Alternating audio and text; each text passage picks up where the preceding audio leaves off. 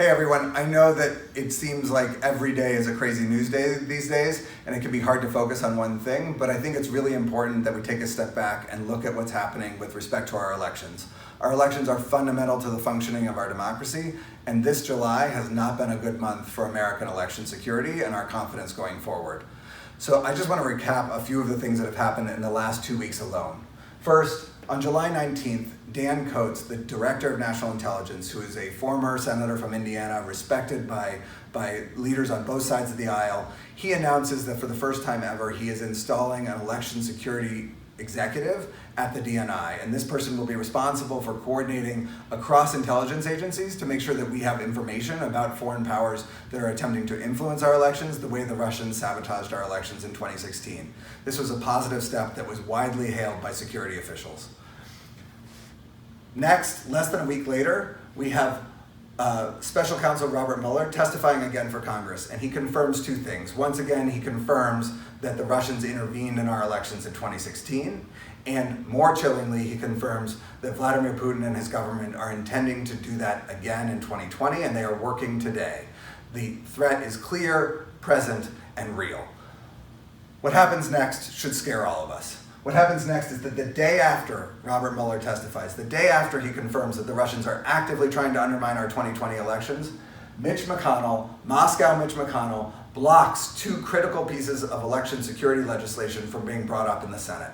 These two pieces of legislation, one of them would have, among other things, mandated the creation of a paper trail for ballots to make them more secure, and the other would have required that candidates or their family or their staff, if they get an offer of assistance from a foreign power, they have to report that to the FBI.